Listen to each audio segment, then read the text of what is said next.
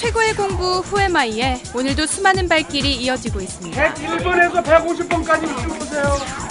객석을 꽉 채우고도 넘치는 관객들.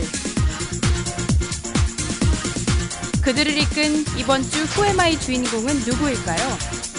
가슴을 치는 굉장히 감명이 깊었습니다. 일상에 있는 얘기를 하니까 공감이 갔다. 일회산맥, 아리랑, 한강, 정글 말리까지. 조정래 씨 있잖아요. 열렬한 팬이거든요. 명실상부 대한민국 최고의 작가 조정래. 43년 동안 스스로 황홀한 글 감옥에 갇혀 산 작가. 시대를 꿰뚫는 통찰을 가진 작가 조정래가 들려줄 인문학 이야기. 지금 시작합니다.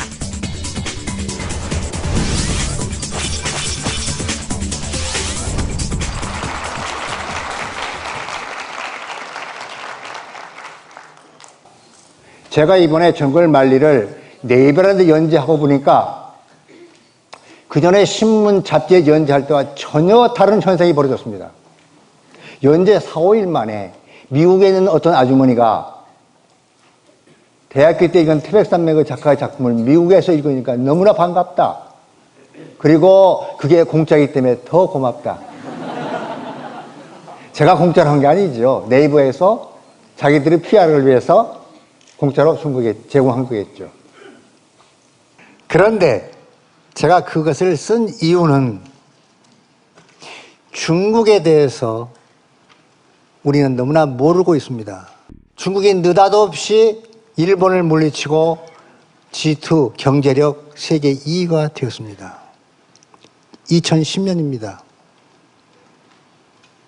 중국 인구가 14억입니다. 공산당 당원이 8,500만입니다. 우리 남한의 인구가 5천만.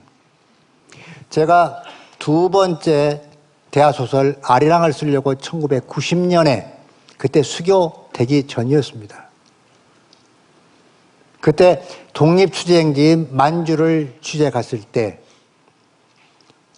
그 취재와 상관없이 제 머릿속에 있었던 생각은 왜 소련은 몰락했는데 종주국인 소련은 몰락했는데 중국은 건재하고 있는가 하는 것이 풀지 못한 의문이었습니다.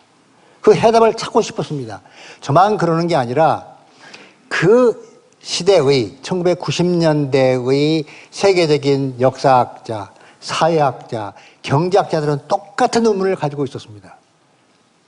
그런데 4, 5일 취재를 다니다 보니까 그 의문에 대한 해답이 명료하게 눈에 보였습니다. 그 당시에 우리 텔레비전에는 소련의 수많은 가게들이 거의 매일 비쳤습니다. 얼마나 충격입니까? 소련이 무너져 버렸는데, 우리가 적으로 삼고 있는 상대가 무너져 버렸는데, 역사의 자취를 감춰버렸는데. 그런데 그 가게들이 텅텅 비어 있었습니다. 먹을 게 없어요. 그리고 제가 그 다음에 러시아를 취재 갔을 때 달걀 하나를 구하기 위해서 사람들이 엄동설한 영하 20도의 추위 속에 200m, 300m 줄을 서 있었습니다. 그런데 중국은 쌀이 남아돌 뿐만 아니라 급한 것도 아닌 사탕, 샴푸 이런 것이 온 가게에 넘쳐나고 있었습니다. 위대한 문화, 문명 수없이 말을 많이 하지만 동서양의 공통점이 하나가 있습니다. 인류의 기록된 역사가 대략 5천년이라고 하는데 그 5천년 속에서 수많은 왕조가 부침을 거듭했습니다. 몰락하고 망하고 새 왕조가 만들어지고 계속했습니다. 그런데 그 공통점은 백성을 굶주리게 배고프게 하면 반드시 그 왕조는 무너졌다 하는 것이 인류사의 철칙입니다. 변하지 않는 법칙이에요. 아, 바로 이거로구나. 국민이 먹고 살 수 있는 문제를 해결했기 때문에 중국은 망하지 않고 소련은 망했구나. 그렇다면 앞으로 이게 20년, 30년이 되면 중국의 모습은 어떤 것일 것일까? 제 정글만리에 작가의 말에 그런 게 있습니다. 1980년대 중반에 중국에 대한 이야기가 나올 때 그때는 인구가 10억, 11억쯤 됐었는데 라면 하나씩만 팔아먹어도 10억 개다. 그런데 1910년에 드디어 G2가 되었습니다. 우리는 중국과 5,000년의 역사를 살아오면서 국경을 맞대고 애정이 엇갈리는 국가 간의 관계를 가지고 있습니다. 지금 우리 수출 총량의 25%를 넘어서서 26%를 넘어가고 있는 것이 중국이고, 미국 수출은 17% 자꾸 떨어져 16%까지 떨어졌고, EU가 15%, 6%, 일본이 6%밖에 안 됩니다. 앞으로 중국은 점점점 더 강대해져서 G1이 될 것입니다. IMF 같은 세계적인 전문 집단에서 대략 2016년쯤 G1이 될 것이라고 예언합니다. 예상하는데 그 예상은 거의 맞을 것입니다. 왜냐하면 14억 인구 중에서 지금 G2를 만든 것은 농촌에서부터 우리나라와 똑같이 농촌 인구가 도시로 옮겨와서 그들이 제조업에 종사해서 1억 명이 한 결과가 오늘의 G2가 됐습니다. 그런데 2억 5천만 명의 농민공이라는 사람들이 있습니다. 그들은 일용직 노동자들입니다. 정확한 직장이 없이 그때그때 하루 벌어 하루 먹는 사람들이죠. 그 2억 5천만이 있고 지금 7억쯤 되어 있는 농촌 인구가 도시화를 계속하고 있기 때문에 도시 집중을 하면 앞으로 4, 5년 동안에 또 2억 5천만의 농민공이 생겨날 것입니다. 그럼 5억입니다. 5억이 제조업에 투입되기를 기다리면서 움직이고 있는 나라가 그 나라입니다. 그것이 소비시장으로 바뀌었습니다. 여러분, 광화문 나가보세요.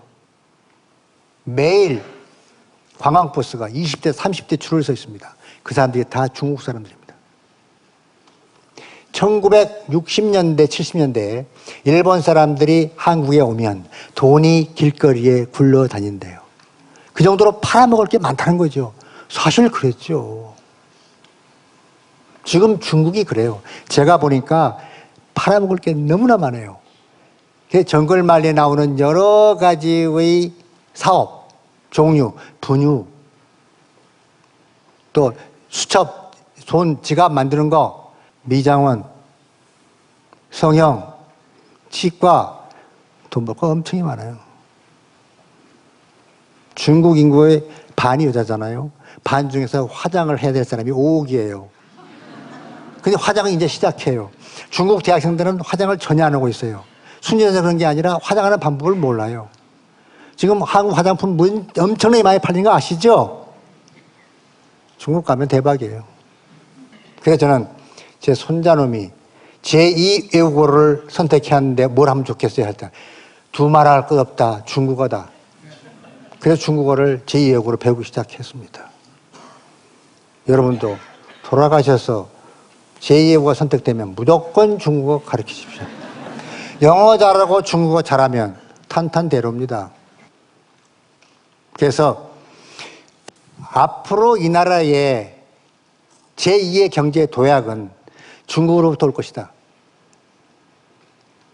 앞으로 20, 30년은 중국이 경제가 우리를 친화함으로써 우리 경제가 다시 도약할 수 있을 것이다 하는 전망이 제가 정글말에서 하고 있는 것이고, 우리 국민들이 중국에 대해서 많이 아는 체 아는데 딱 세 가지 요약할 수 있습니다.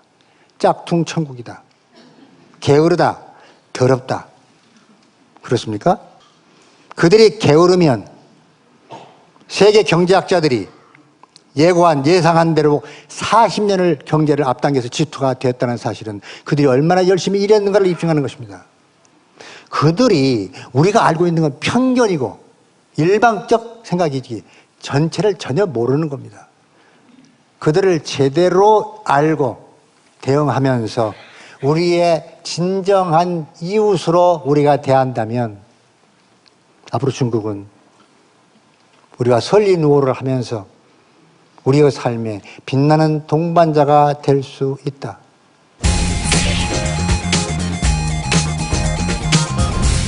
우리 인류가 이 지구상에 존재하는 한 세 가지는 절대로 없어지지 않습니다. 첫째, 민족주의. 둘째, 국가주의, 셋째 뭡니까? 인종주의. 절대 불변의 이 사실을 명심해야만 우리 그리고 우리 후대들도 똑바르게 살 수 있게 된다는 이야기입니다. 인문학의 발견 속에 그것도 포함된다는 사실을 잊어버리지 마시기 바랍니다. 지금 영어를 잘하기 위하여 자기 나라의 역사 시간을 줄여서 강압적으로 공부를 시키다 보니까 3일절을 읽으려 하니까 3.1절 하고 읽었습니다. 8일을 읽으라고 하니까 8.15절 하고 읽었습니다. 텔레비전 영상에 나온 사실입니다, 여러분. 여러분들이 자식, 여러분들이 동생들이 그 짓을 길가에서 하고 있는 겁니다. 이것은 그들의 책임이 아니죠. 그렇게 역사를 경시하고 등한시하게 한 교육의 잘못이 있습니다. 이 나라를 지배하는 정권 지배 집단들이 그따위 짓을 하고 있습니다. 옳은 일입니까? 자, 과거를 기억하지 못하는 자는 반드시 그 과거를 되풀이한다. 역사를 망각한 민족은 미래가 없다. 단지 신채호 선생님께서 하신 말씀입니다. 우리는 5,000년의 기나긴 역사를 가지고 있는데 그 역사 속에서 크고 작은 외침을 1000번을 받았습니다. 메모하십시오. 정확하게 931번. 오늘 이거 하나만 알고 가도 여기 온 보람이 있습니다. 이 추위를 무릅쓰고. 그 931번의 외침이 75% 정도는 중국, 나머지가 일본의 외침을 받았죠. 병자호란, 임진왜란, 제일 거대한 것들, 그리고 마지막에 왕조에서 나라까지 잊어버리는 치욕을 겪었습니다. 그런 처절하고 아픈 역사를 가지고 있는 우리가 역사를 경시하고 등한히 해버리면 다시 우리는 또 그러한 역사를 되풀이하게 된다는 건 틀림없는 사실 아닙니까? 5,000년의 역사 속에서 931번의 피어린, 쓰라린, 고통스럽고 절망스럽고 처절한 역사를 살아온 이 땅에 나는 왜 하필이면 태어났을까? 여러분들은 왜 태어났죠? 태어난 이유 알아요? 모르시지요. 그 이유를 모르고 그것을 나의 인간의 힘으로 어떻게 바꿀 수도 없는 그것을 우리는 운명이라고 하고 숙명이라고 말합니다. 우리가 이 땅에 태어나는 것은 어찌할 수 없는 운명이고 숙명이지요. 그러므로 우리가 겪은 처절한 역사는 모두 내가 짊어지고 항상 인식을 해야 하는 것입니다. 그래서 저는 작가로서 앞으로 소설을 쓰는데 어떤 걸 쓸까? 이것은 소설을 쓰려고 국문과를 간 모든 사람들이 가지고 있는 화두입니다. 그 결론이 이러한 처절한 역사를 소설로 쓰지 않고서야 이 땅의 소설가로서 소임을 다하는 것이 아닐 것이다. 그래서 태백산맥, 아리랑, 한강을 나이 40서부터 60까지 20년 동안에 썼습니다. 그러고 보니까 머리가 다 빠져버렸어요. 세월이 흘러가면 옛것은 잊어버리게 되어 있습니다. 옛것을 잊지 않고 계속 기억하면 우리 인간은 10살 되기 전에 다 정신병에 걸린다고 합니다. 악몽 같은 걸 잊어버리지 못하고 계속 되풀이하면 정신병에 걸릴 수밖에 없겠지요. 아무리 머리 좋은 사람도 10년 단위로 계속해서 불필요한 것들을 잊어버리고 새 것을 받아들이게 되어 있습니다. 그 망각에 의해서 역사가, 상처가 우리는 아문다고 착각하는 거죠. 그래서 역사를 기억하지 않습니다. 세월이 갈수록. 그런 망각을, 그 본능을 제거하고 싶어서 쓰는 것이 바로 소설이에요. 그러니까 딱정이가 앉은 이 망각의, 세월의 망각을 뜯어서 피나는 데다가 그냥 두는 게 아니라 소금까지 뿌려서 더 아프게 만들어서 추체험, 내가 한 체험이 아니라 세월이 지나가고 남이 한 체험을 다시 하는 체험, 추체험을 하게 하는 것이죠. 그래서 태백산맥을 읽으면 해방 공간에서의 비극을 다시 느끼게 되고, 아리랑을 읽으면 잊어버린 36년의 피어린 역사가 얼마나 고통스러웠는가 하는 걸 다시 환기시키고 상기하게 하는 것이 소설의 역할이다, 그런 이야기입니다. 그러므로 소설은 반드시 역사에 기대야만 큰 이야기를 쓸 수 있고 긴 세월 동안 그 생명을 유지한다고 하는 평론가들이 말도 일리가 있는 것입니다. 그러므로 여러분들은 앞으로 소설을 읽어야 한다, 안 읽어야 한다? 소설을 많이 읽어서 손해보는 일은 없습니다. 소설만이 아니겠지요. 철학수적도, 종교수적도, 인류가 목숨을 바쳐서 해놓은 좋은 문화의 결실들은 수시로 가끔씩 읽을 필요가 있습니다.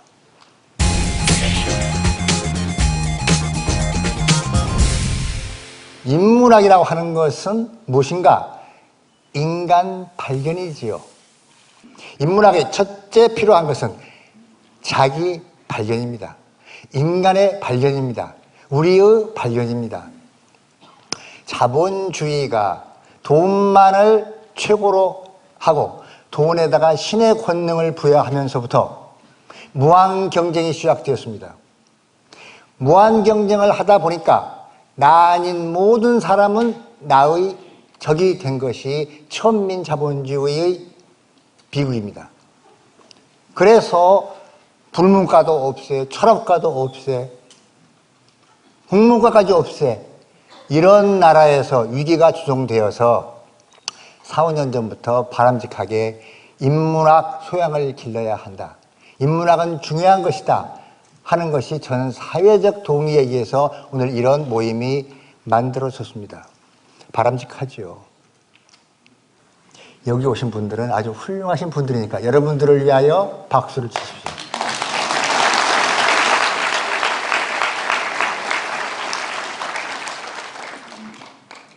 인문학은 우리는 무엇인가 하는 것, 인간의 발견입니다.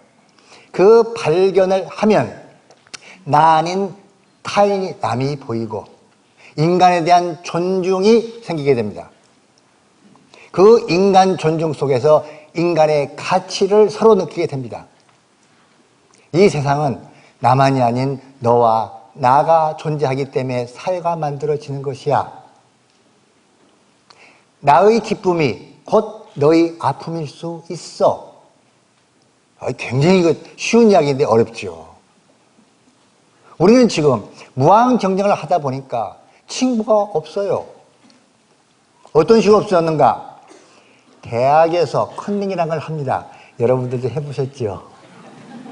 그건 나쁘죠. 공부를 열심히 해야지. 벽에다가 막 써놓고 책상에 써놓고 얼마나 유치해요. 그러나 살다 보면 그럴 수도 있는 거 아니겠어요? 아니지요. 아니란 사람은 순진한 사람이에요. 그러면 그것이 그의 일방통행이고 잘못된 범죄, 조그만 범죄 행위인데 그것은 그 사람의 양심으로 책임을 져야 되는 문제인데 그것을 컨닝했다고 옆에 있는 사람이 교수한테 말을 해버리는 시대가 됐어요. 12여 년 전에 그 사건을 보고 제가 얼마나 충격받았는지 몰라요. 아, 우리가 이렇게 삭막해졌는가. 내가 장학금을 받기 위하여 친구를 고발을 해야 되다니 이게 말이 되는가? 그것은 대학 시절에 그럴 수 있는 낭만이에요. 여러분들 교과서 산다 해가지고 돈 빙땅 쳐가지고 뭐 한 거 있잖아요. 그건 삶을 살다 보면 의례껏 저지르는 아주 사소한 법으로 처단할 수 없는 범죄란 말이죠. 삶의 과정에서 일어나는 아름다운 이야기예요. 그래서 부모들은 세 가지를 합니다.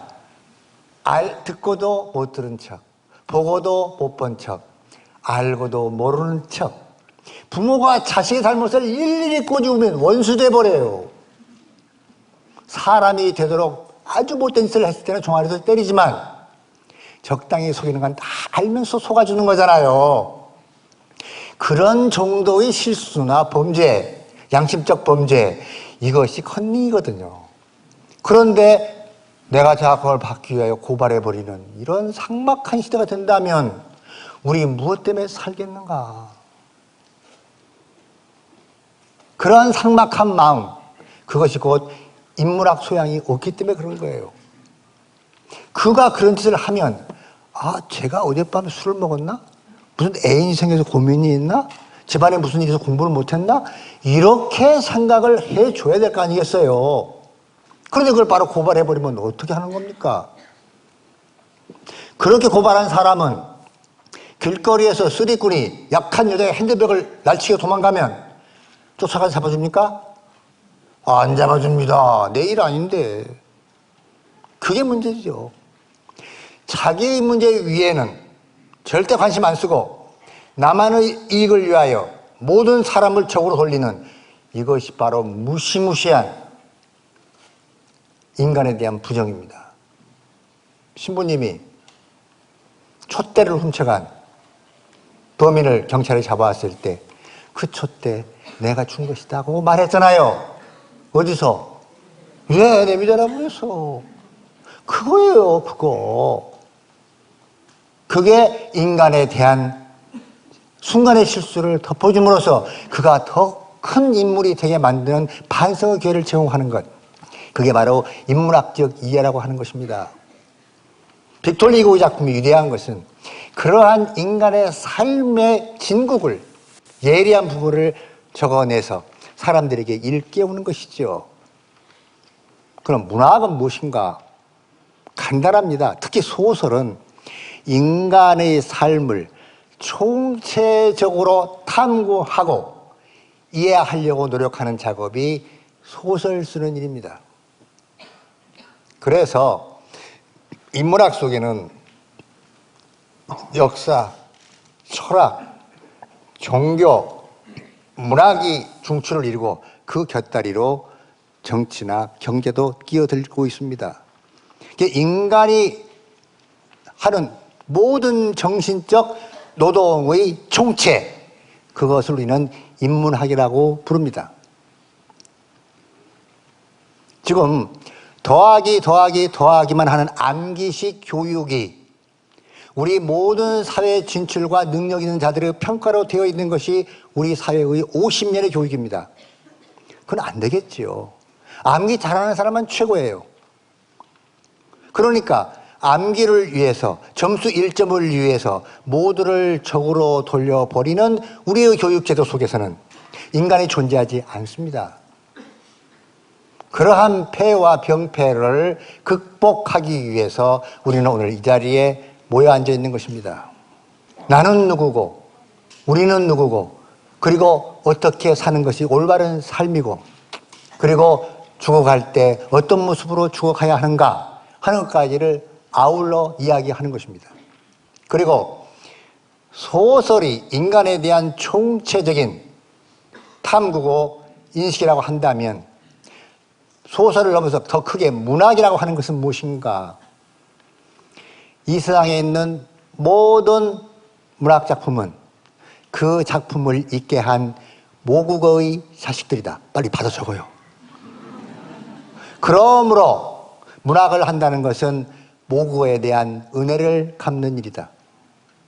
틀려먹어서 개판이야 하고 마구 떠들어도 됩니다. 개가 부르고 떠들어도 됩니다. 스스로를 부끄러워해야 하고 동물적 삶을 살았는가를 반성해야 합니다. 이건 동물에 대한 모독입니다. 우리나라가 이혼율 1위, 행복지수 꼴찌, 자살률 1위. 이것을 저는 더 이상 좌시할 수가 없어서 소설을 쓰려고 하는데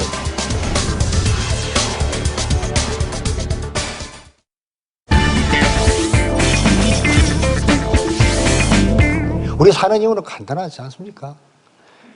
나도 편안하고 더불어 편안한 것. 여러분들께서 몸이 성합니다. 지금 대한민국에 장애자들이 얼마나 많은지 아십니까? 몇백만입니다. 그 사람들이 길을 갈 때, 불편해할 때 나는 한 번이라도 그들의 손을 잡아준 적이 있는가? 한번 물어보세요. 길을 가는데 팔이 없는 사람이, 다리가 없는 사람이 엎드려서 구걸을 합니다. 나는 몇 번이나 그에게 동전 100원이라도 준 적이 있는가? 더 나아가서 우리 사회가 여러 가지 병폐와 모순이 많습니다. 그 병폐와 모순을 인간다운 사회로 만들기 위하여 수많은 시민단체가 있습니다.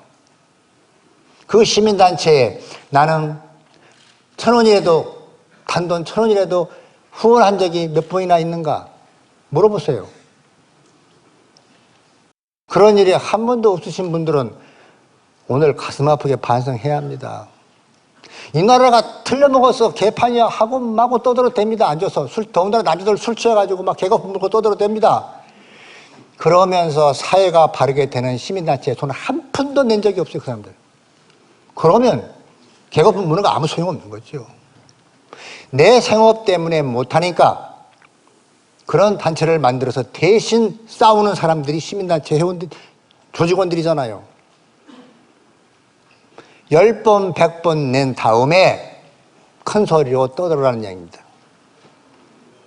그것이 곧 인문학의 길을 바르게 찾는 거죠. 나만이 아니라 우리 모두가 사는 세상을 위하여 올바르게. 몸이 불편한 자들, 사람들, 장애를 입은 사람들, 그 사람들은 나의 편안함, 나의 건강함을 대신 아파주는 사람이다. 그렇게 생각해야 되죠. 이것은 종교적 차원입니다. 인문학에 포함되는 종교의 문제예요. 그러나 그런 생각을 한 번도 가진 적이 없는 사람은 스스로를 부끄러워해야 하고 자기가 얼마나 동물적 삶을 살았는가를 반성해야 합니다. 아, 이건 동물에 대한 모독입니다. 여러분, 왜 이야기를 하냐면 모든 짐승이 밥을 먹고 돌아 앉을 때 위를 해부를 해본 사람들이 있어요. 과학한다는 사람들이. 그랬더니 우리는 밥을 많이 마구잡이로 먹는 사람을 돼지새끼라고 그러잖아요. 돼지마저도 위의 80%나 70%밖에 안 차 있더라는 거예요. 모든 짐승은 배가 불러서 아이고 죽겠다 하고 알 정도로 먹지 않아요. 그게 자연의 섭리죠. 그런데 배가 밥을 많이 먹어서 배가 너무 불러서 소화가 안 돼서 소화제를 먹는 게 누구예요? 인간이라니까요. 참. 인간 별거 아니에요. 우리는 굉장히 별거인 것처럼 생각하는데 탐욕의 덩어리잖아요. 그래서 인간이 가장 인간적이지 못한 존재가 인간이에요. 이 말 이상하죠? 여러분, 로마 제국이라는 나라가 있었어요. 사람들은 잘못 알고 로마가 엄청나게 위대한 일을 했다고 서양 역사를 잘못 알고 있는 사람들이 있어요. 로마가 왜 멸망했습니까? 수많은 땅을 점령하고 싸움을 해가지고 사람들을 포로로 잡아와서 노예로 썼어요. 노예제도가 가장 가혹한 게 로마 시대예요. 땅을, 영토를 최대한 넓힌 다음에 그들은 싸움을 중지하고 뭐 하기 시작했어요? 많이 잡아온 노예를 많이 차지한 땅에서 좋은 물건들을 갖다가 그때부터 귀족들이 호의호식을 하기 시작했습니다. 매일 모욕하고 매일 술 먹고 먹뿐만이 아니고 먹고 나서 꽉 차니까 손가락에서 토하고 또 먹고 밤새도록 이쁜 여자를 데리고 나쁜 짓 했죠. 그들이 토한 것을 받아낸 건 누구예요? 배가 고픈 노예들이잖아요. 그걸 되풀이하다가 그 노예들에 의해서 폭동이 일어나서 로마는 멸망해버린 거예요. 아까 말한 백성이 굶주린 그 상태 속에서 지배계층이 몰락한 것이지요. 우리 인간들의 탐욕이 그렇게 끔찍스러운 것, 그것이 인간이라는 존재를 항상 겸허하게 생각해야 합니다. 제가 아는 의사 어떤 사람은 술 좋아하고 먹기 좋아해가지고 먹고 나서 꼭 소화제를 먹는 사람인데, 그런데 그 사람하고 절교했어요. 당신이 무슨 의사냐? 제발 그러지 말아라 했는데 안 들어요. 그래서 절교했어요. 그 사람 죽었어요. 위암 걸려가지고. 의사마저도 그래요. 우리는 우리 스스로의 삶을 확인하고 내가 얼마나 되어 있는 올바른 인간인가를 판단하는 것은 큰 거 가지고 하는 게 아닙니다. 조그만 사소한 것들 속에서, 일상 속에서 발견을 해야 합니다. 그 훈련이 되지 않으면 올바른 삶을 살 수 없지요.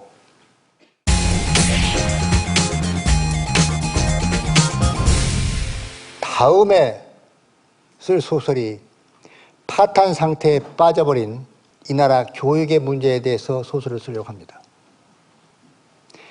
교육이라고 하는 것은 인간을 가장 인간답게 만드는 도구입니다. 교육이 없다면 인간은 짐승과 똑같지요. 늑대 소년이 몇십 년 전에 그걸 입증했습니다.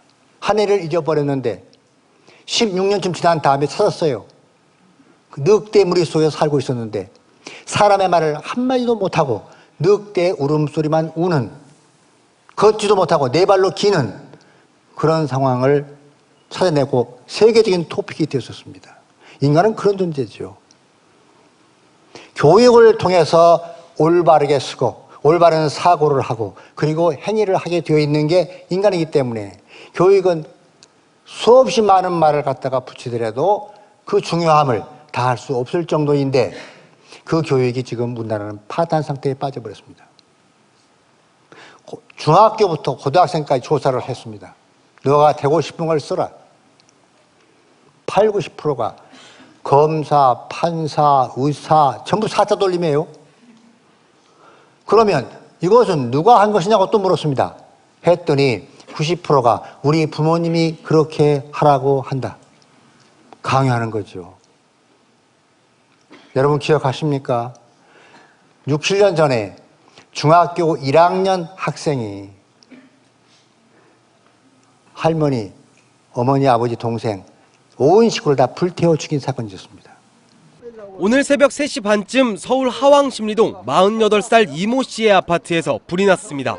이불로 이 씨 부부와 74살 박모 할머니, 이 씨의 딸 11살 이모 양 등 일가족 4명이 모두 숨졌습니다. 이곳은 고교진학 문제 등으로 아버지로부터 자주 꾸중을 들은 것에 불만을 품고 이 같은 짓을 한 것으로 조사됐습니다. 검사나 판사나 그런 거를 하라고 그러셨습니다. 저는 사진을 찍고 기자나 에디터 같은 걸 하고 싶었는데, 저는 그때 이제 이 사건을 계기로 우리나라 교육제도가 바뀌겠구나 하고 기대했습니다.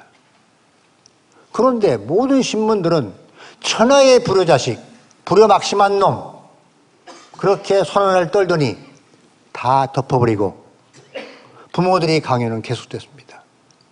그 학생이 다 불태워 죽인 이유는, 중학교 1학년 그 학생은 자기가 사진예술가가 되고 싶은 꿈이었어요. 근데 아버지, 어머니가 초등학생부터 계속 너는 판검사가 돼야 해, 판검사가 돼야 해 하고 강요를 하고 스트레스를 줬습니다. 걔는 도저히 그게 싫은데 방법이 없으니까 지가 죽은 게 아니라 식구를 죽여버렸어요. 지금 그 학생은 나이가 막 21살쯤 돼서 어느 소년에서 있는지 아무도 몰라요. 저는 그 애를 추적을 해서 찾아낼 것입니다. 그리고 OECD 국가 33개 국가 중에서 우리나라가 이혼율 1위, 행복지수 꼴찌, 자살률 1위. 참 살기 좋은 나라죠. 좋은 것만 1등합니다. 우리는 인문학적인 가치가 완전히 말살되어버린 인간 지옥에 살고 있다는 것을 확인해야 합니다. 국제적 수치지요. 수출 세계 10대국, 그게 무슨 필요가 있습니까? 사람들이 그렇게 행복지수가 꼴찌고 자살률이 1위인데 그 자살의 거의 절반이 10대들이라는 사실입니다. 10대들이 이성 때문에 죽습니까? 아니에요. 거의가 다 성적 때문에 15층 아파트에서 뛰어내려 죽고 있는 게 우리나라의 현실입니다.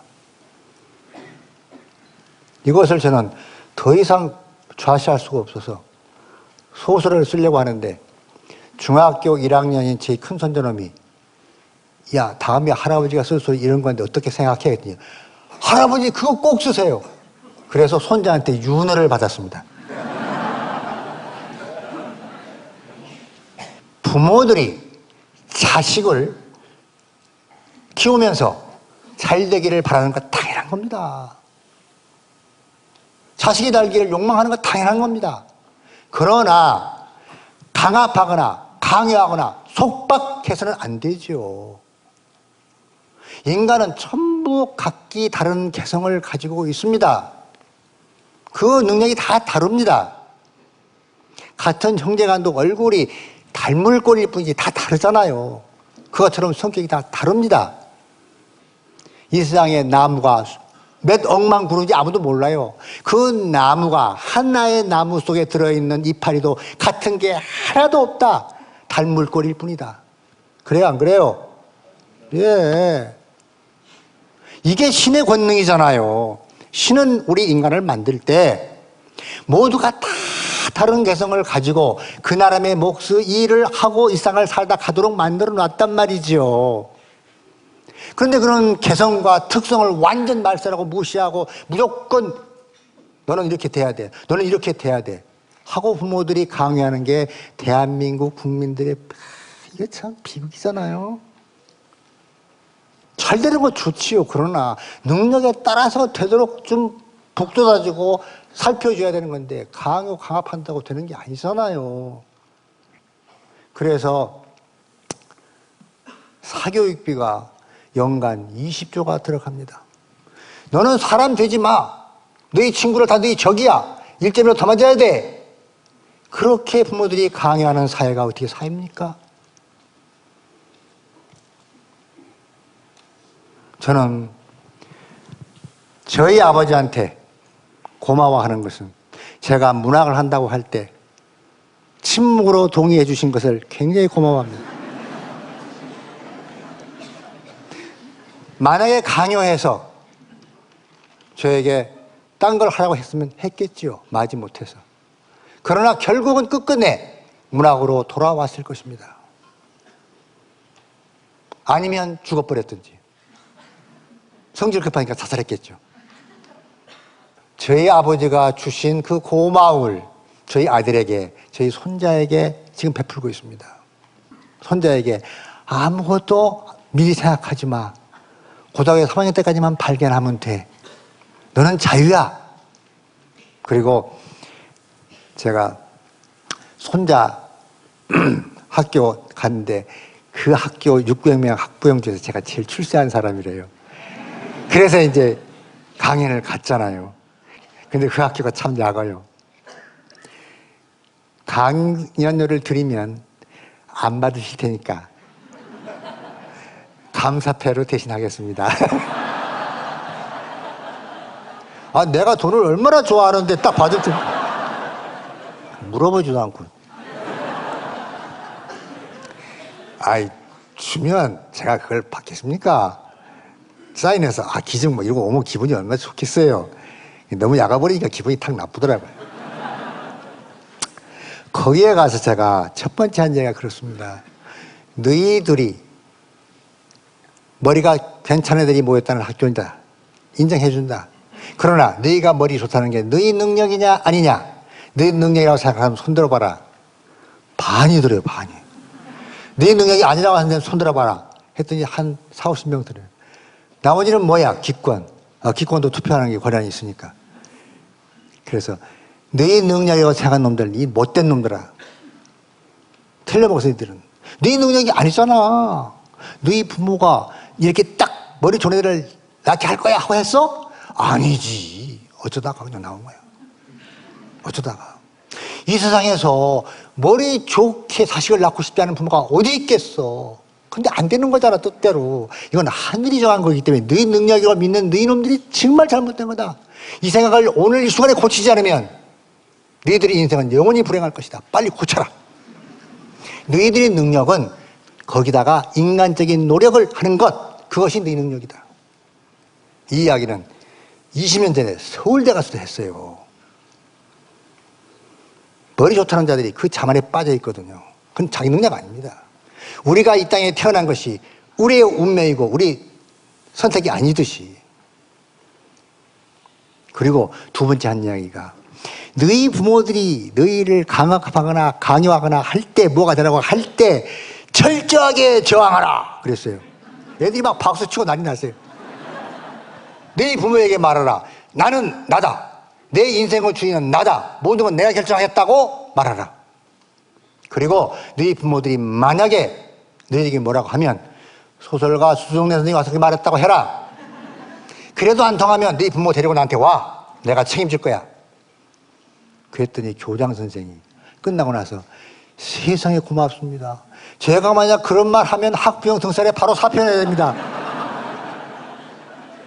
선생님이랑 되니까 그렇게 통하는 거지요. 그랬는데 한 15일 지나서 방학했잖아. 이제 사건이 터졌습니다. 한 학생이 엄마가 만들어 놓은 여름방학 동안의 수학 선행학습이라는 걸 처음 들었어요. 선행학습 고2까지를 딱 플랜을 짜놨는데 걔가 엄마는 안 할 거야. 난 못해.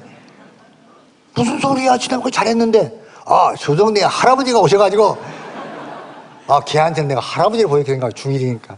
할아버지 오셔가지고 저항하라고 했어. 나 엄마한테 저항하는 거야. 꽤 학부형이 기가 막히겠죠.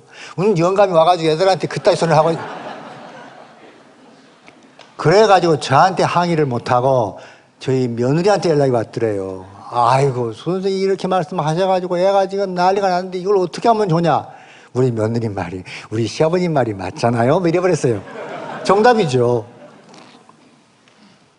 여러분 대한민국에서 세계적으로 가야금을 제일 잘 쓴다고 인정되어 있는 황병희 선생, 그 양반이 서울 법대 출신입니다. 본인이 이런 방송에 이야기했어요. 내 어머니가 너무나 원해서 서울 법대를 갔는데 도저히 적성이 안 맞아서 결국은 가야금을 했다. 그분이 서울 법대 4년이 얼마나 지옥이었겠어요. 나이 많으신 분들은 아시겠죠. 나그네 길이라는 멋진 노래를 부르신 양반. 그 양반도 서울 법대 출신입니다. 근데 그 양반도 가수 되잖아요. 부모들이 그래 봤자 안 되니까 포기하라. 그리고 자식의 개성이 무엇인지를 알고 그가 하고 싶은 일을 시켜줘라. 그래서 제가 텔레비전 프로그램에서 제일 좋아하는 게 SBS 생활의 달인. 여러분 그 프로그램은요 정말 좋습니다. 인간의 존재 가치, 인간의 능력, 인간의 노력이 어떤 결과를 가져오는가를 우리에게 절실하게 보여주고 아무리 사소한 일도 그것이 사회 구성원으로서 혁혁한 공헌을 하고 있다는 사실을 보여주는 프로그램이잖아요. 판검사인 부모는 자기 체면을 위해서 능력도 안 되는 애에게 계속해서 판검사라고 강요합니다. 판검사가 못된 사람은 그 포화를 풀려고 자식에게 계속 강요합니다. 아이고 미치겠다. 중1짜리한테 고2를 가르치면 그 다음에는 뭐 할 겁니까? 걔 고2 되면 뭐 할 겁니까? 이렇게 인생을 잘못 살게 하면 안 되잖아요. 10대에는 10대의 인생이 있다. 20대는 20대의 인생이 있고 30대는 30대의 인생이 있는 거 아닙니까? 10대 때 싸움도 하고 코피도 터져보고 놀기도 하고 무대대행도 좀 하고 뭐 이렇게 가면서 인생을 배워야 되는데 계속 공부 해가지고 새벽 2, 3시까지 잡아놓으면 수면욕, 잠자는 욕망이 본능이잖아요. 반드시 인간은 하루에 7시간, 8시간은 자도록 되어 있잖아요. 그래서 과외 새벽 2시까지 한 애들은 학교에 가서 다 잔다. 바로 이 방송 SBS 5, 6년 전에 특집에서 나왔었잖아요. 다 자잖아요. 우리가 근본적으로 삶에 대한 기초, 인문학적 소양을 갖추지 못하기 때문에 오는 병폐가 수없이 많습니다. 여러분들 오늘 들으시고 다 아시는 이야기겠지만 다시 한번 생각하시고 태도 바꾸시고, 여러분들의 자식은 여러분의 것이 아니에요. 그들의 인생이에요. 그들이 올바로 살 수 있도록. 왜 만화가 나쁩니까? 만화처럼 좋은 게 어디 있습니까? 물론 나쁜 만화 있습니다. 그러나 만화의 10%밖에 안 되고 나머지는 좋습니다. 만화 보면 난리 납니다. 만화 본다고. 공부 안 하고 만화 본다고. 세상에 만화에서 배우는 공부가 얼마나 많은데요. 달로켓 만화의 상상에서 나왔습니다. 잠수함 만화의 상상에서 나왔습니다. 여러분, IT 발명 최고라고 하는 스티브 잡스가 잘난 체 해봤자 에디슨이 못 당하죠. 스티브 잡스는 IT 하나인데 에디슨은 230가지를 발명해낸 사람이니까요. 근데 그 스티브 잡스가 한 말이, 유명한 말이 있잖아요. 나는 내 발명은 과학책에서 나온 게 아니라 인문학 서적에서 나왔다. 인문학적 상상에서 나온 것이다.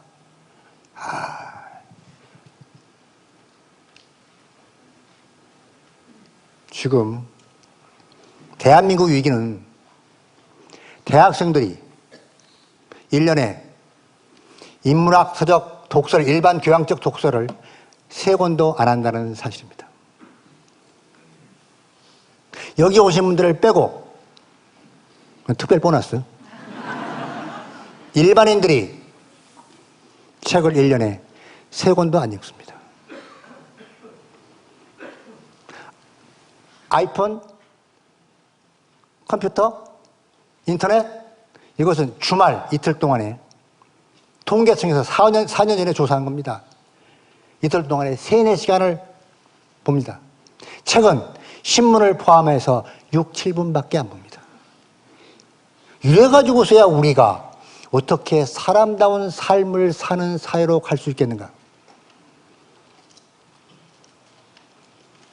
우리 모두가 반성해야 하고, 이런 인문학적인 전국적인 모임이 생기는 거 굉장히 늦어졌지만 바람직한 것입니다. 여러분, 단상에 이제 설치되어 있는 영어 보이시죠? 네. 저 뒤에도 보이시죠? 네. 큰 소리로 읽어보십시오. 유식하십니다. 어떠한 시대의 변화가 오더라도 우리는 우리라고 하는 자긍심과 자존심을 잃지 않을 때 우리의 존재는 타인으로부터 인정받는다는 사실을 항상 명심하시기 바랍니다.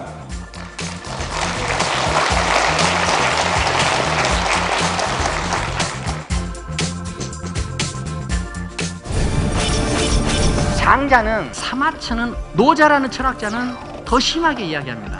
죽기 전까지 나의 주체성, 나의 존재성, 나의 존엄을 침해하고 들어오는 것에는 저항할 수 있어요. 정면으로 맞짱을 뜨면서 한번 자기 멋대로 한번 살아봅시다. 자기 자신의 주인으로 산다는 것은 다른 사람의 말을 수용하는 것이 아니라 나의 말을 표현하려는 하는 사람이에요.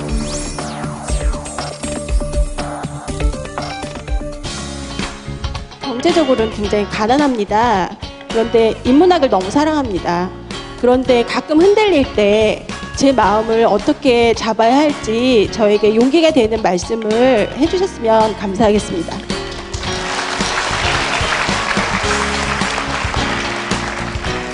엄마로서 그대는 복받을진저. 가난이라고 하는 것은 약간의 불편입니다. 돈이 많은 것이 행복이라고 생각합니다. 천민 자본주의가 그렇게 우리들에게 주입을 시켰습니다. 아닙니다. 모든 가치는 자기가 만드는 겁니다. 여러분, 행복은 자기가 골라서 야금야금 씹는 맛이다. 불행해하지 마라. 그렇게 살다 보면 그래도 부자가 되리라. 제 이야기 마치겠습니다.